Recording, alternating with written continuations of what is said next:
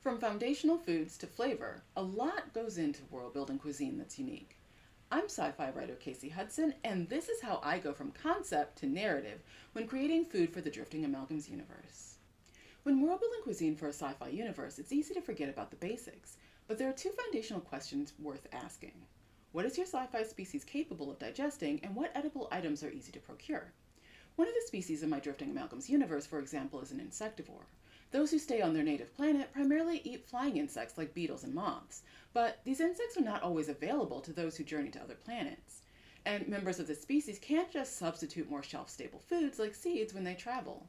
Consequently, spacefarer cuisine will be based on insects available at trading stations, or their food will be replicated from nutrients balanced toward an insectivore diet. Now, I can make two unique cuisines, one originating from planet-based cultures and one from space-exploring peoples. Same idea, different food access.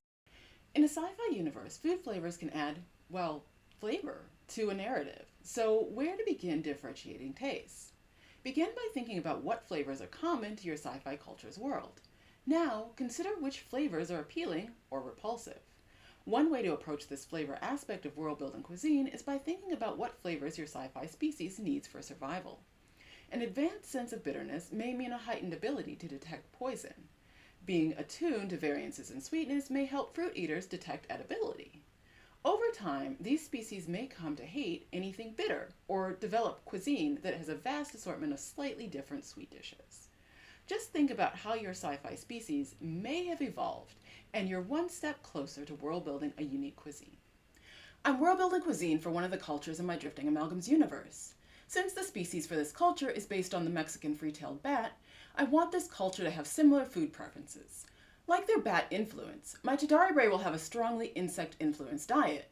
Though, I've expanded my species diet to include fruits and seeds. This will make food acquisition easier for these spacefaring peoples. And, since they're eating many planetary varieties of food, I thought I'd add one more tidbit.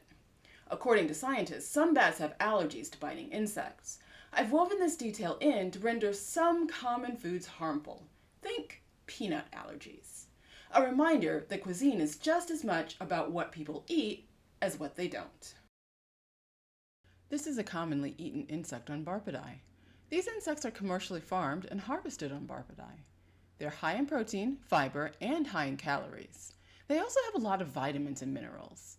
This insect is more beetle-like and has two distinct flavors depending on which part of the insect you use for cooking.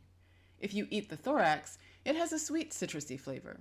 If you eat the head and abdomen, it has a more nutty flavor. This insect in particular is often used in baking, as you can use the powder from the head and abdomen to make a base bread, and the powder from the thorax is used to make a tasty topping. Until next time, keep creating.